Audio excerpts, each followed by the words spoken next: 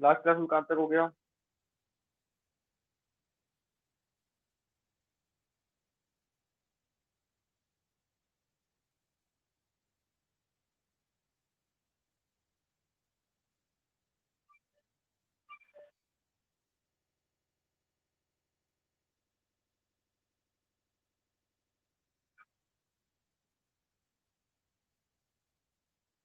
Conversion हो गए, अब लिखो next derivation of formula.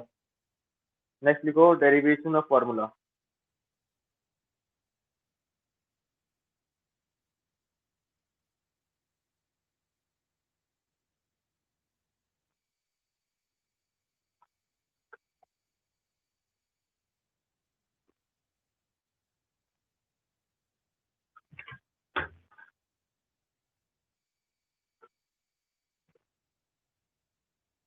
Using dimension method. Using dimension method.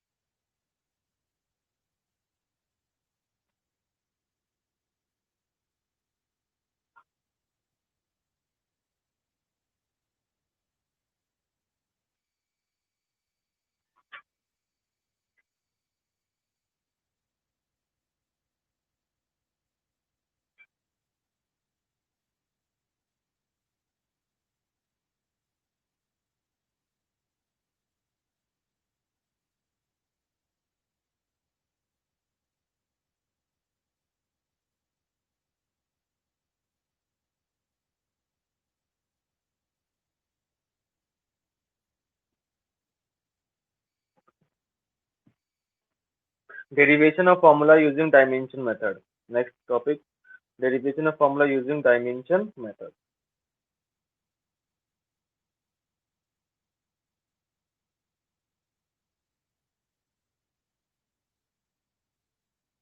लिख लिया सबने?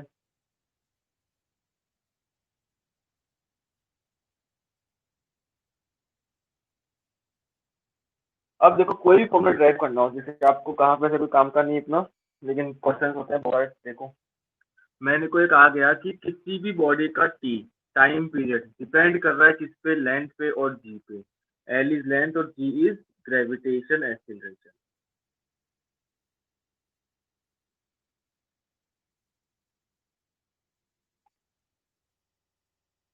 टी टाइम पीरियड और जी क्या है, ग्रेविटेशन एक्सीलरेशन। तो टी जो है टाइम पीरियड वो डिपेंड कर रहा है किसके ऊपर, एल और जी पर। एल इज लेंथ और जी इज ग्रेविटेशन एक्सीलरेशन, इस पर डिपेंड कर रहा है। तो अभी टी का फॉर्मूला निकालना है आपको कि derive the formula, derive the formula, formula of time period. ठीक है, अब मेरे को नहीं पता फॉर्मूला, तो करने का कौन सा, देखो टी डिपेंड कर रहा है किस पे, एल पे और जी पे। टी किस पे डिपेंड कर रहा है, एल पे और जी पे। किसी के भी क्लियर नहीं आ रहा क्या वॉइस? सर सुमित, निशा, तुम्हारे सबके आ रहा है क्या? योगेश, वीरेंद्र?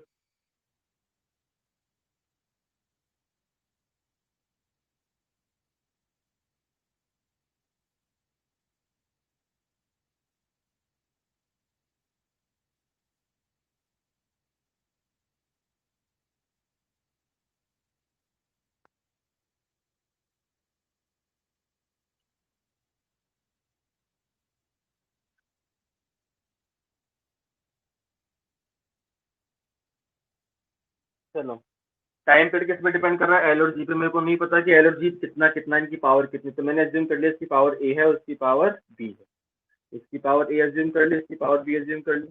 अब नेक्स्ट स्टेप में, फिजिक्स में कभी भी प्रपोर्शनल का साइन अगर इक्वल्स टू में आता है, प्रपोर्शनल का साइन अगर इक्वल्स टू में आएगा तो वहां पे कांस्टेंट आता है। मैंने कांस्टेंट को कह दिया के, एल की पावर ए और जी की पावर, कांस्टेंट को क्या कह दिया, के, और ये हो गया एल की पावर ए और जी की पावर बी।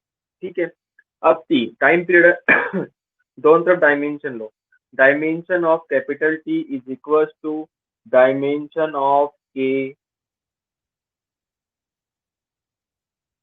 ठीक है, टाइम की डायमेंशन, टाइम पीरियड की टी1, डायमेंशन ऑफ के क्या है यहाँ पर, कांस्टेंट। प्रपोर्शनल का साइन हटाओगे तो कांस्टेंट आएगा के, और के की कोई डायमेंशन नहीं है। एल क्या है, लेंथ, एल ए। और जी कितना है, जी की dimension L1 t minus T की पावर b। ठीक है, अब देखो यहाँ से हो गया T1 is equal to L A L की पावर b और t की पावर माइनस 2b। यहाँ से t की power 1 is equal to L A plus C, base same power add हो गई t की पावर माइनस 2b। क्या मैं इधर लिख सकता हूँ m0 L0 T1, मैं इसलिए लिख रहा हूँ ताकि मैं कंपेयर कर सकूं। अब L कितना है यहाँ पे, a प्लस बी पावर, इधर कितना है 0। अगर कंपेरिजन करता हूँ मैं L को L से, तो a प्लस बी किसके बराबर होगा, 0 के बराबर, और माइनस 2b किसके बराबर होगा, 1 के बराबर। कंपेरिजन करने पे सही है क्या। तो b कितना हो गया, माइनस हाफ, b कितना हो गया, माइनस हाफ।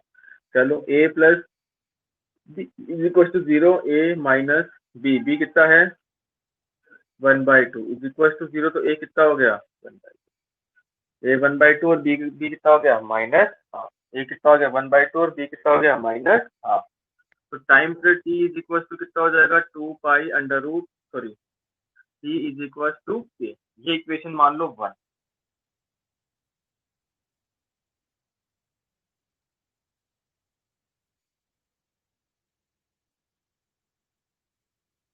बेस सेम है तो पावर्स इक्वल हो जाएगी, बेस सेम है तो पावर्स इक्वल हो जाएगी। अब ए और बी की वैल्यूज आ गई अपने पास, तो टी, अब इक्वेशन में पुट करो, तो टी के एल की पावर 1/2 और जी की पावर -1/2। तो टी इज इक्वल टू के एल की पावर हाफ और जी की पावर माइनस हाफ। तो टी इज इक्वल टू के, तो ये प्लस हाफ हो जाएगा एल अपॉन। तो ये फॉर्मूला ड्राइव हो गया किसका, टाइम पीरियड का। किसका ड्राइव हो गया, टाइम पीरियड।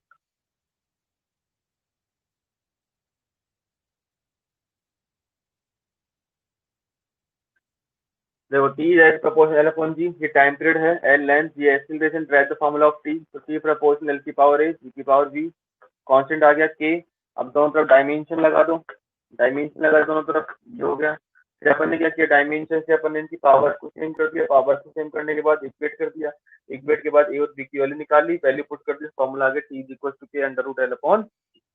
उतारो इस क्वेश्चन को, नहीं समझ में आया तो पूछ लो।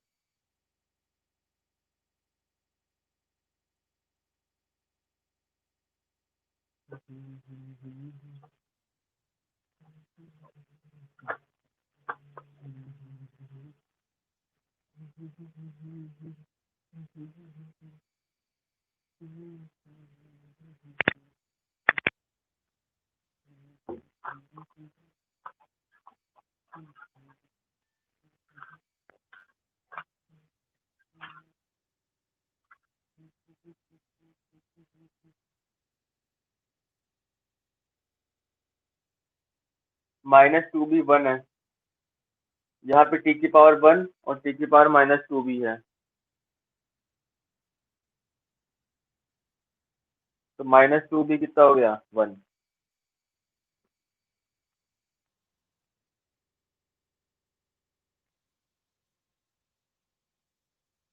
अभी इसको करो क्वेश्चन को पहले, तो देखते हैं आगे करते हैं तुम्हारा।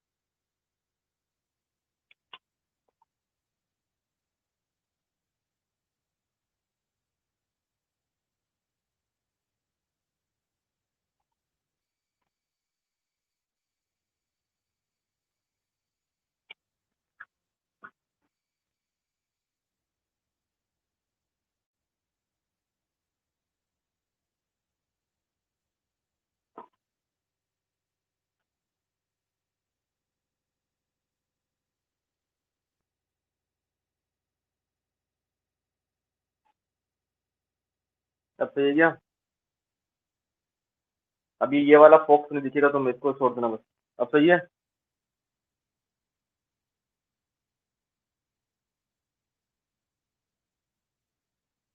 लिखो।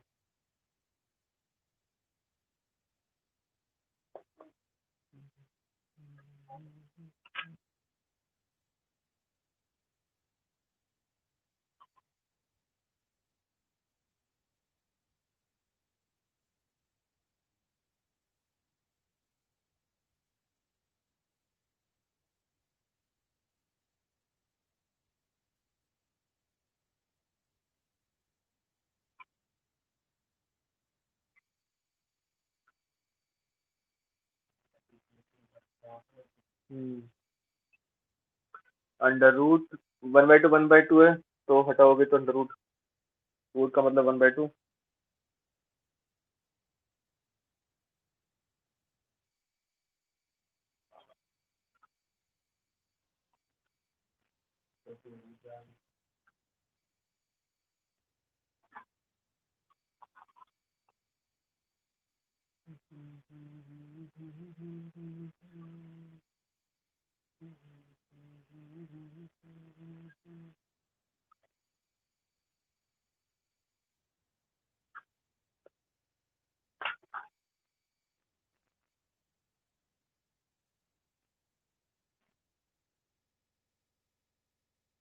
-2b इज इक्वल टू 1, या टी की पावर -2b है, यहाँ पे टी की पावर 1 है। ठीक है, यहाँ टी की पावर -2b है, यहाँ टी की पावर -1 है, दोनों को कंपेयर किया मैंने। अगर मैं कंपेयर करूंगा तो -2b इज इक्वल टू कितना रहेगा। Then,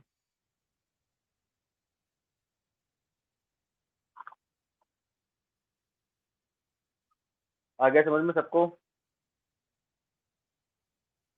कोई डाउट हो पूछ लो।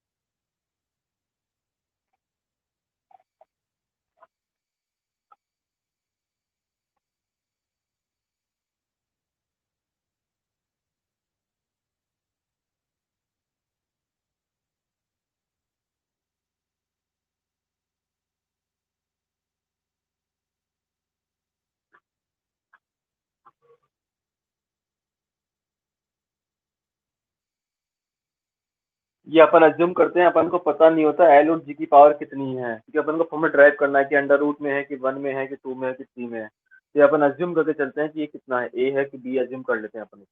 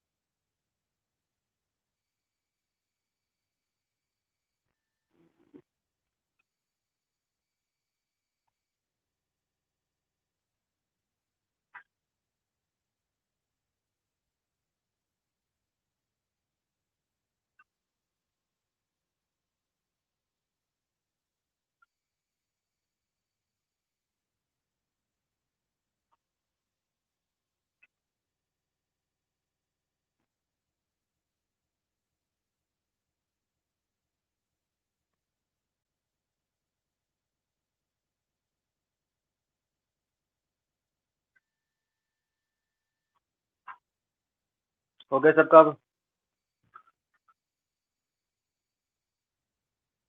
अब देखो यहाँ पे नीचे लिखो, इस के की जो वैल्यू, के क्या है यहाँ पे, कांस्टेंट है। के क्या है, व्हाट इज के इज कांस्टेंट। और इस के की वैल्यू अपन नहीं निकाल पाएंगे, इस जो एप्लीकेशन है डायमेंशन मेथड का, इसका ड्रॉबैक है, इस के की वैल्यू अपन नहीं निकाल सकते, इस के की वैल्यू अपन नहीं निकाल सकते, इसकी वैल्यू अपन नहीं निकाल सकते इस मेथड की। जो ओरिजिनल फार्मूला होता है वो होता है T is equal to 2 pi under root L upon G, ये अपन को पता है T is equal to 2 pi under root L upon G original formula है, ठीक है। बट ये के की वैल्यू कितनी है 2 पाई, तो के की वैल्यू 2 पाई मैं नहीं निकाल सकता, ये इसका क्या है ड्रॉबैक है, क्या है इसका ये ड्रॉप है। समझ में आ गया क्या है इसका ये ड्रॉप है, ठीक है। निकालो इस ड्रॉबैक को, लिख लो अपनी भाषा में कि जो के है के क्या है कांस्टेंट है, we can not calculate the value of K from this method, ये ड्रॉबैक हो गया। और ये ओरिजिनल फॉर्मूले कब निकलेंगे, जब अपन इन चैप्टर्स को डिटेल में पढ़ेंगे, इनके जो चैप्टर्स होंगे, ठीक है। तो कर लो फटाफट से।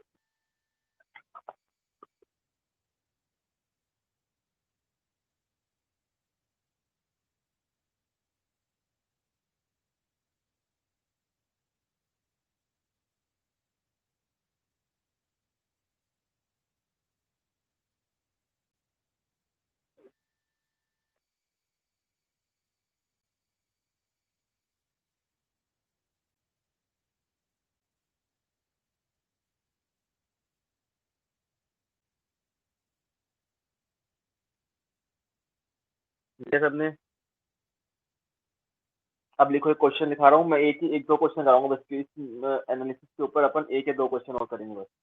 ठीक है लिखो, नेक्स्ट क्वेश्चन लिखो, the kinetic energy of a body, लिखो kinetic energy of a body, kinetic energy of a body depends on,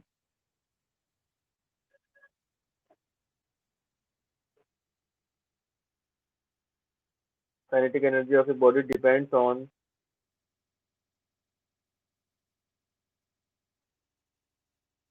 depends on mass and velocity of a body, mass and velocity of a body, derive the formula, derive the formula,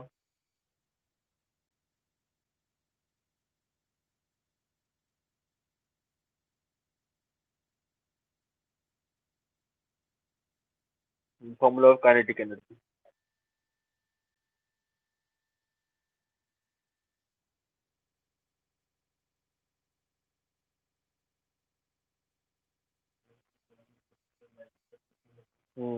depend कर रही है तो direct proportional होगी M पे और we पे।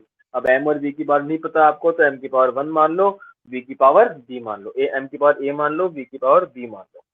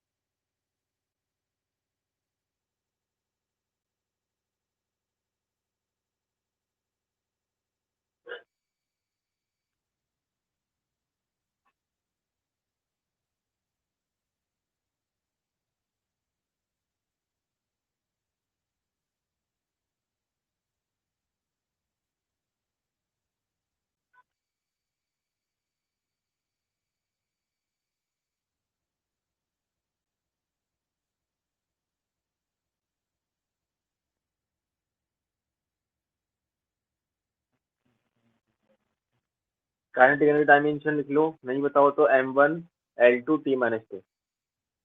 Kinetic energy dimension नहीं पता है तो लिख लो m1 L2 T-2। ये करवाया हुआ है ना, पिक्चर देख लिया तो कोई दिक्कत नहीं।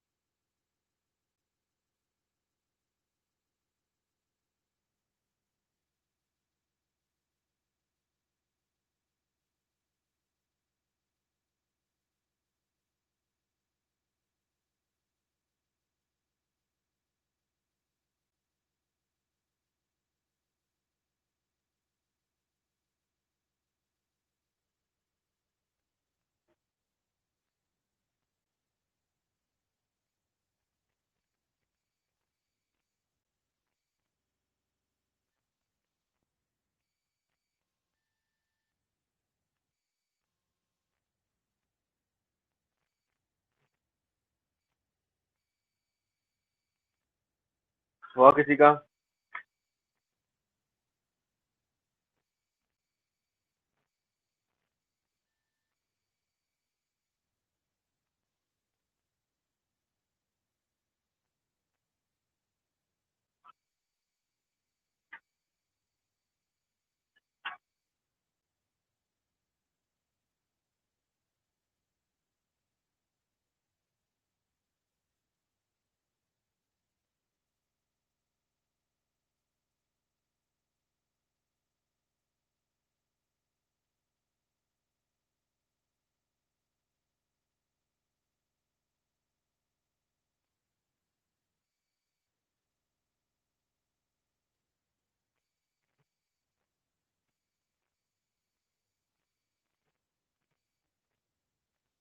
हुआ किसी का? बता रहा है kinetic energy is equal to K M की पावर 1 वी की पावर 2 आ रहा है क्या?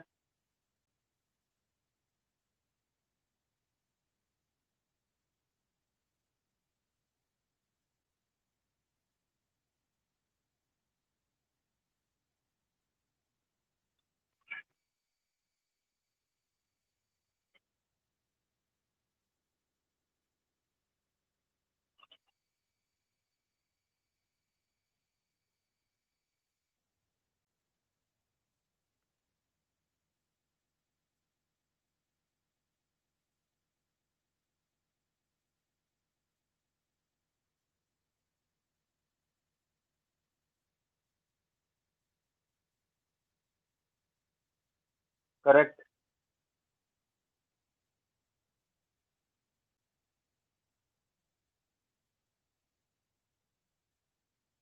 चलो ये हो गया एक सिंपल दो वाला क्वेश्चन। अब लिखो नेक्स्ट एक और क्वेश्चन लिख लो, इसमें लास्ट क्वेश्चन करेंगे।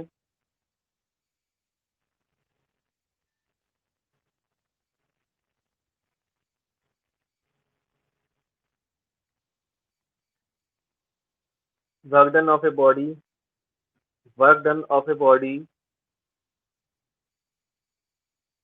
Work done of a body, work done of a body depends on,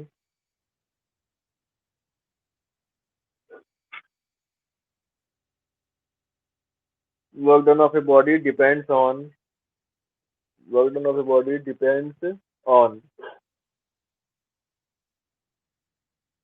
force, displacement and time, force, displacement and time.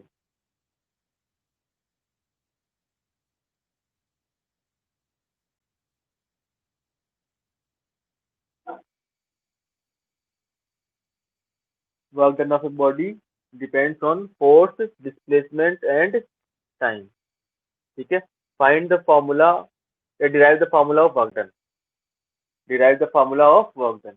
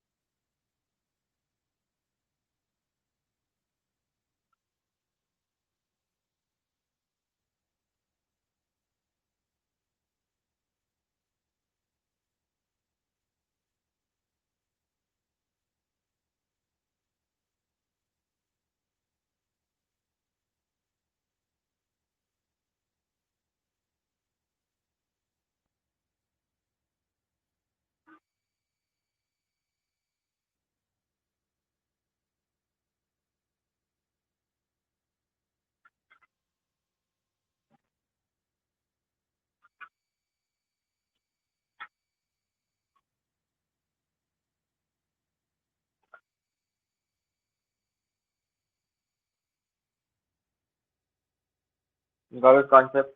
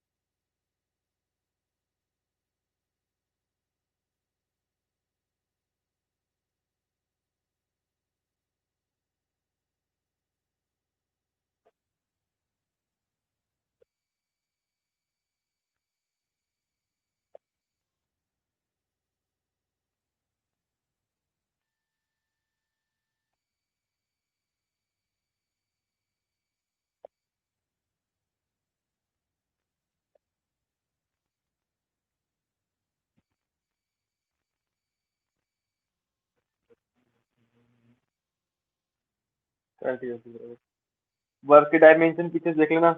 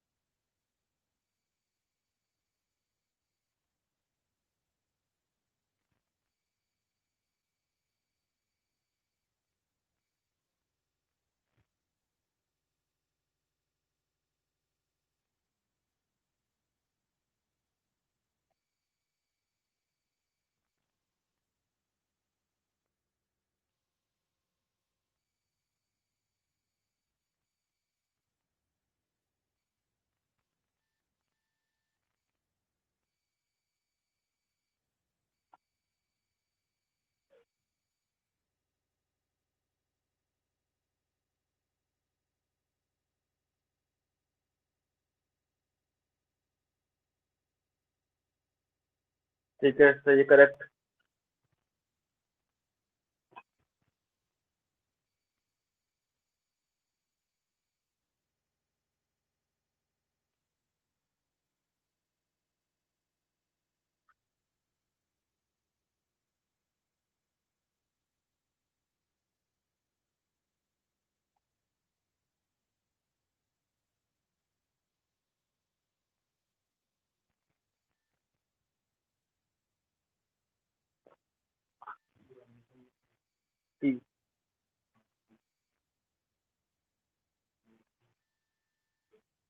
Kinetic energy work is equal to K F की power one, displacement की distance की power one और T की power zero. Correct, दोनों का सही है, बाकी होगा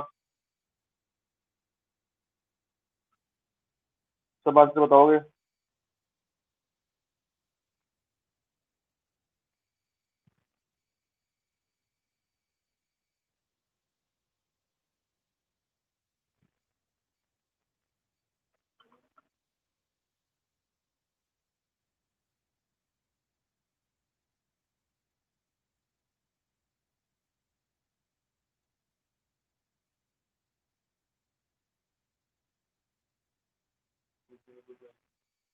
बस, जीरो।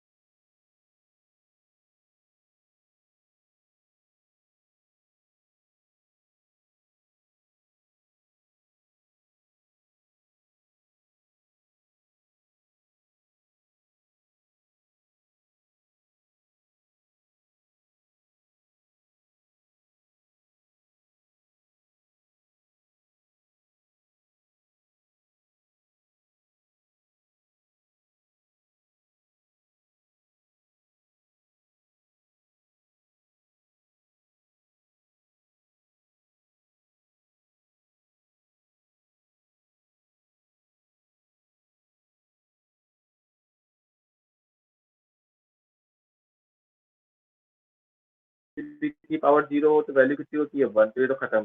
के यहाँ पे के कांस्टेंट की वैल्यू कितनी देखी गई 1, कितनी देखी गई 1। बस ये के की वैल्यू नहीं बता पाएगा, ये इस मेथड का क्या है ड्रॉप है। उतारो, जिसको समझ नहीं आता वो समझ लो फिर उतार लो, और जब हो जाए तब बता देना, जिनका नो है वही बताएंगे।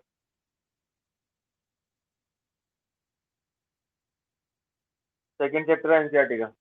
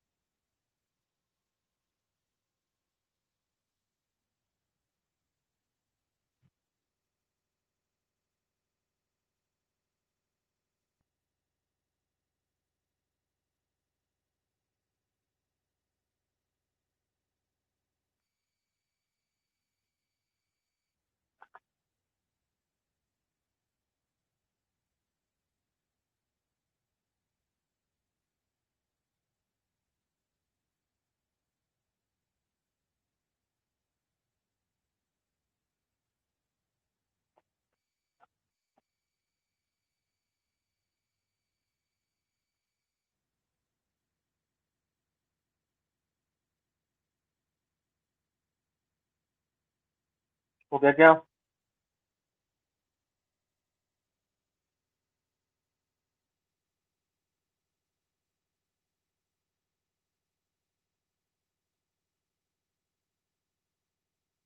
चलो अब इस मेथड में क्वेश्चन करने की कोई जरूरत नहीं है, तुम कर सकते हो। ठीक है, तो अभी तक अपन ने डायमेंशन एनालिसिस की क्या क्या पढ़ ली है, एक तो फॉर्मूला ड्राइव, ठीक है, और डायमेंशन एनालिसिस यूनिट कन्वर्जन। मैंने कुछ क्वेश्चन कराए थे कि लेफ्ट साइड और राइट साइड की डायमेंशन सेम होनी चाहिए, करवाए थे। उसके ऊपर बेस, इसको बोलते हैं अपन प्रिंसिपल ऑफ होमोजेनिटी। क्या बोलेंगे इसको अपन? प्रिंसिपल ऑफ होमोजेनिटी का मतलब क्या होता है, जब लेफ्ट साइड और राइट साइड दोनों की डायमेंशन बराबर तो हो तो इस प्रोसेस को अपन बोलते हैं, बराबर करने की प्रोसेस पे बराबर हो तो इस प्रिंसिपल को अपन कहते हैं प्रिंसिपल ऑफ होमोजेनिटी। लिख लो, principle of homogeneity.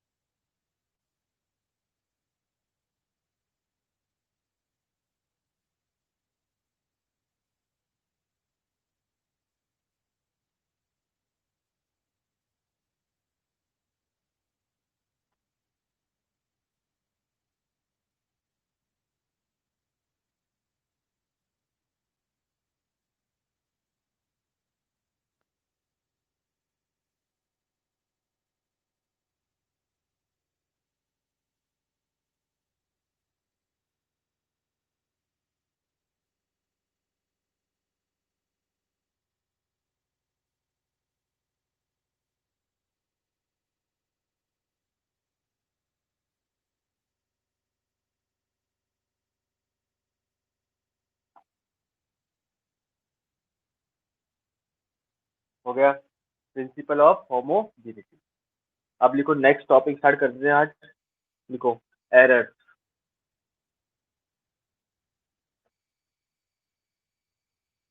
Important topic है एरर। ठीक है, लिखने लिखने का पार्ट मैं तो मैं लिखवाता हूँ, फटाफट लिखना।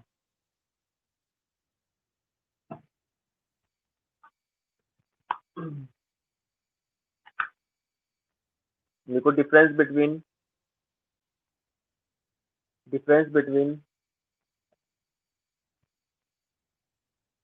एक्सपेरिमेंटल और थियोरेटिकल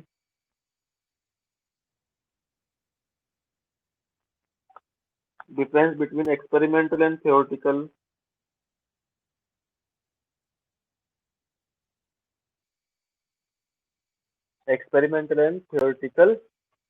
values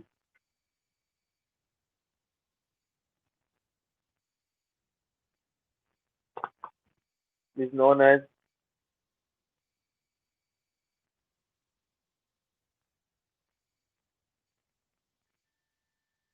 error। अब सब अपनी एक बार वो बुक निकालो,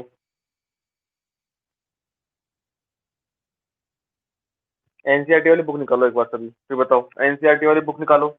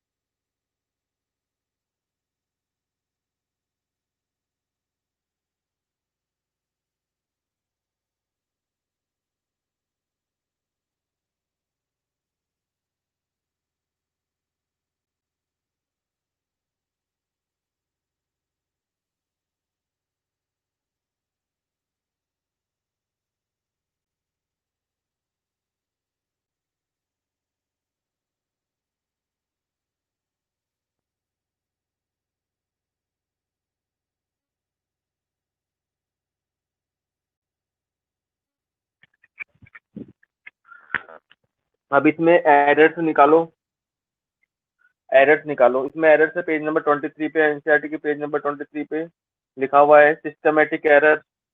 और सिस्टमेटिक एरर में भी आपको टाइप्स दे रखे हैं, लिखा हुआ है सिस्टमेटिक एरर्स, मिला सबको पेज नंबर 23 पर। जो थियोरेटिकल चीज करवा रहा हूँ मैं अभी, सिस्टमेटिक एरर्स मिल गई सबको। चलो अब देखो सिस्टमेटिक एरर्स में बहुत सारी एरर्स होंगी। देखो इंस्ट्रूमेंटल एरर्स होंगी, पर्सनल एरर्स होंगी, मिल रही है इंस्ट्रूमेंटल पर्सनल एरर्स, ये सब दिख रही होंगी आपको।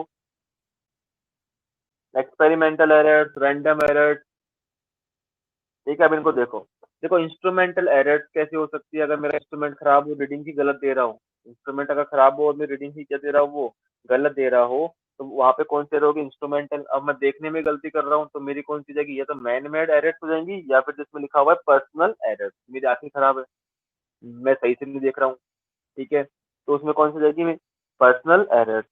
हो सकता है कि एक्सपेरिमेंटल की टेक्निक गलत हो अपनी, ठीक है, तो वो भी आप ज्यादा कुछ मत लिखना उसमें, उसमें इंस्ट्रूमेंटल एरर ही कर देना, ठीक है। और एक है रैंडम एरर,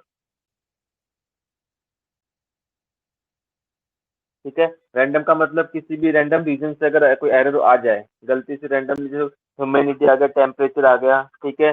मान लो एक ऑब्जर्वर है, वो कहाँ खड़ा होकर देख रहा है, पास में खड़ा है कि दूर में खड़ा है, तो उन एरर्स को अपन बोलते हैं रैंडम एरर, ठीक है। ये जो 3 टाइप की एरर लिखी है, ये तुम्हें कॉपी में लिखनी है, ठीक है।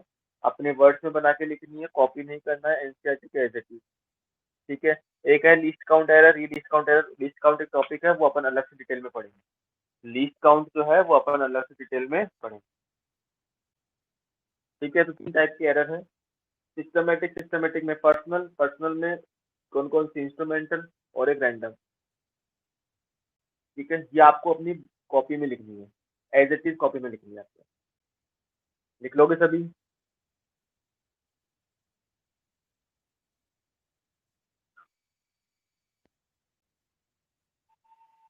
सबको मिल गया, किसी को मिला तो नहीं, कोई तो ढूंढता रह गया हो।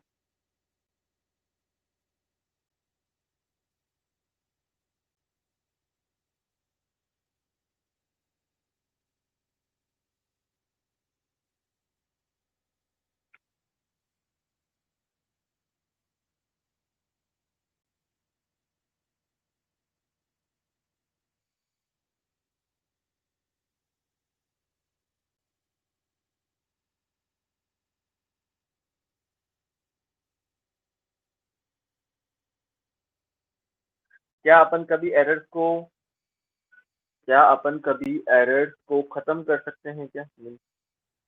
एरर्स अगर किसी इंस्ट्रूमेंट में आ रही है तो क्या आप उसको 100% रिकवर कर सकते हो क्या वैल्यू को, या फिर उस एरर को हमेशा के लिए खत्म कर सकते हो क्या?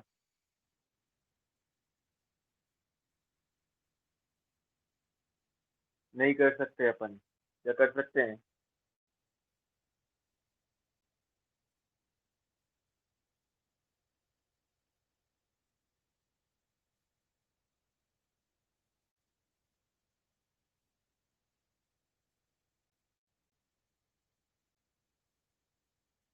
कभी भी अपन किसी भी बॉडी से, किसी भी सिस्टम से, कहीं पे भी एरर को अपन मिनिमाइज कर सकते हैं। Error can be minimize not eliminated. लिख लो ये भाषा की लाइन अपनी भाषा में। एरर को आप कभी भी एलिमिनेट नहीं कर सकते हो, आप इसको केवल और केवल क्या कर सकते हो, मिनिमाइज कर सकते हो। केवल और केवल क्या कर सकते हो आप इसको, minimise.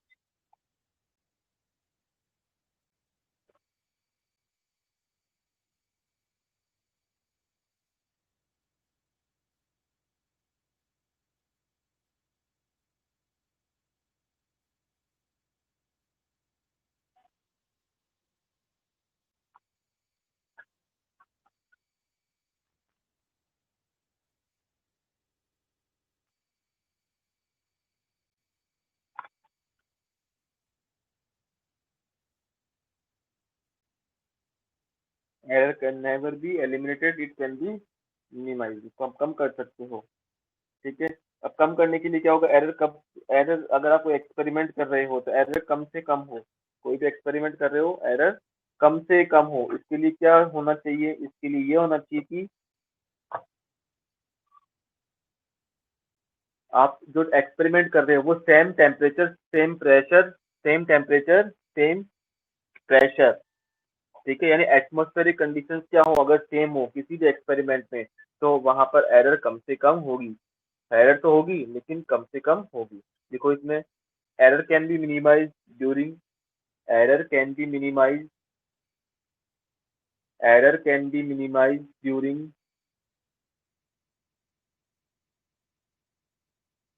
error can be minimized during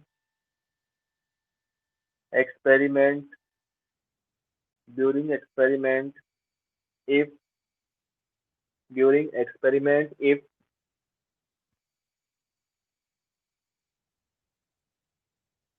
experiment during if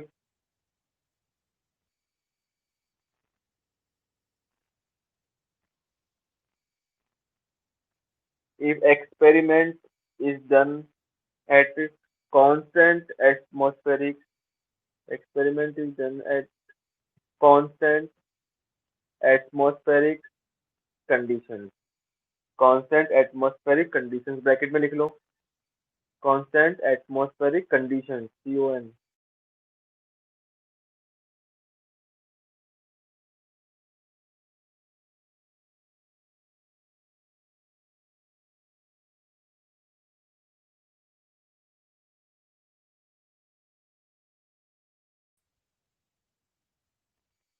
etcetera.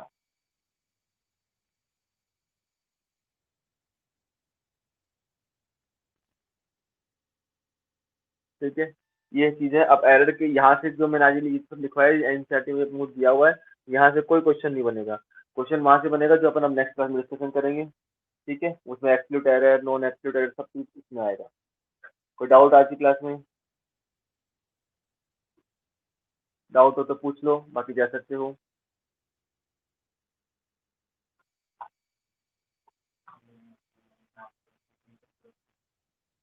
किसमें कर कराएंगे नेक्स्ट टाइम हो रहा है।